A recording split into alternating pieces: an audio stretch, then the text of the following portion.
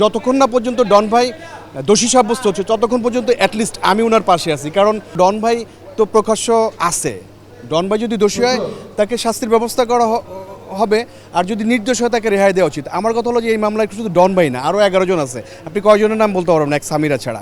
তো ডন ভাই যেহেতু শিল্পী, এখন ওনাকে ইয়েটা করতে হচ্ছে, মানে ওনাকে মানে যেভাবে ব্লেম দেওয়া হচ্ছে, আমার মনে হয় ডন ভাই যদি নির্দোষ হয়ে থাকে তাকে এখান থেকে রেহাই দেওয়া উচিত। আরেকটা ব্যাপার আমি ক্লিয়ার করি, যতক্ষণ না পর্যন্ত ডন ভাই দোষী সাব্যস্ত হচ্ছে ততক্ষণ পর্যন্ত অ্যাটলিস্ট আমি ওনার পাশে আছি। ওদের স্বপ্ন পূরণে পাশে থাকতে পেরে আমরা গর্বিত।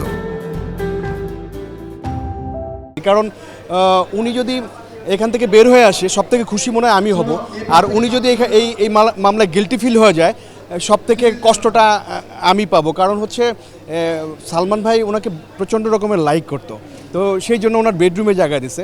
তো আমি বিশ্বাস করি ডন ভাই এই ধরনের একটা কাজ করে নাই, কারণ আমি একাধিকবার নিজে ব্যক্তিগত উদ্যোগে জিজ্ঞেস করছি ভাই কী ব্যাপার, তো উনি বলছে আমি তখন বগুড়ায় ছিলাম।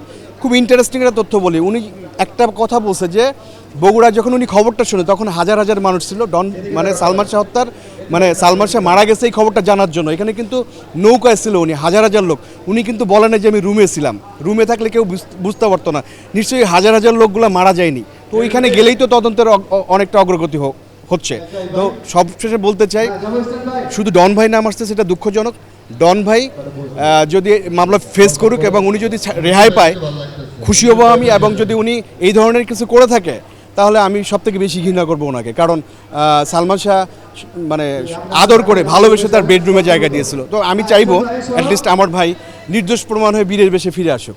যে 29 বছর কেন লাগবে একটা ব্যাপার ফয়সালা হতে, আমার মনে হয় এটার একটা ফয়সালা চাই আমরা। কারণ একটা হিরো, এত ফেমাস একজন হিরো, এটা পৃথিবীর ইতিহাসে বিরল যে ওনার জন্য মানে 15-20 জন মানুষ মারা গেছেন, এবং উনি মাত্র অল্প কয়েক বছরের কেরিয়ারে যে কটা সিনেমা প্রত্যেকটাই হিট সুপারহিট, এবং ওনার ভক্তরা দেখবেন যে ওনাকে দেখে নাই কিন্তু ওনাকে ভালোবাসে। এটা পৃথিবীর ইতিহাসে বিরল। ওনার এই মামলাটা আমরা ফয়সালা চাচ্ছি, যদি কেউ দোষী সাব্যস্ত থাকে তাদের বিচার চাচ্ছি, আর যদি কেউ নির্দোষ হয়ে থাকে তারাও যেন ছাড়া পায়, অ্যাটলিস্ট একটা ফয়সালা চাচ্ছি আমরা।